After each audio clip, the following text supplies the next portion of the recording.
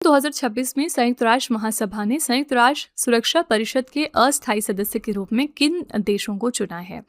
तो United Nations general assembly में हाल ही में 5 कंट्रीज इलेक्ट हुई हैं as a non permanent members. ये कंट्रीज हैं Austria, Kyrgyzstan, Portugal, Zimbabwe, Trinidad और टोबैगो। ये 5 देश इलेक्ट हुए हैं as a non permanent members of United Nations Security Council. इन सभी 5 देशों का 2 वर्ष का कार्यकाल होगा। 1 जनवरी 2027 से शुरू होकर ये 31 दिसंबर 2028 तक रहेगा।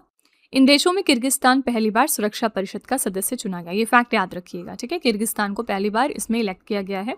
क्या है यूनाइटेड नेशन सिक्योरिटी काउंसिल? ये संयुक्त राष्ट्र के 6 प्रमुख अंगों में से एक है और इसका काम है अंतर्राष्ट्रीय शांति और सुरक्षा को सुनिश्चित करना।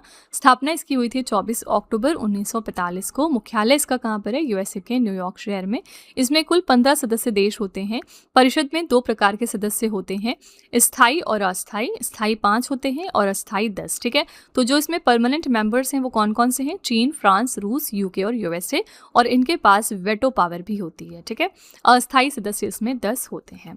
तो करेक्ट आंसर यहाँ पर हो जाएगा डी ऑप्शन। इन 5 कंट्रीज को हमने इलेक्ट किया है as a non permanent members of United Nation Security Council, ठीक है।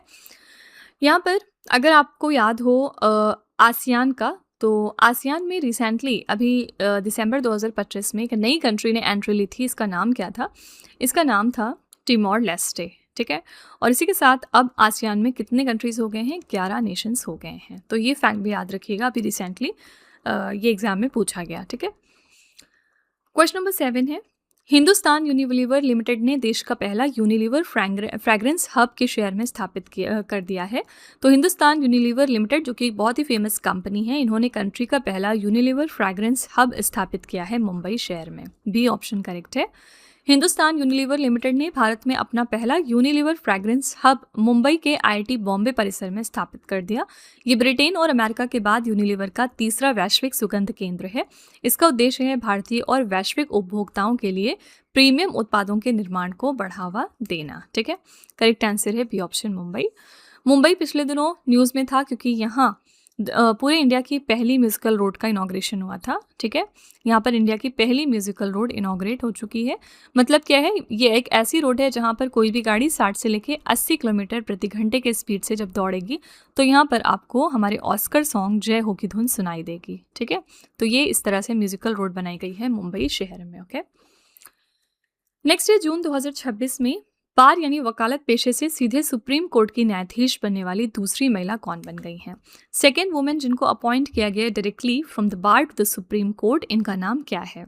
इनका नाम है यहाँ पर न्यायमूर्ति V Mohana. B option correct हो जाएगा।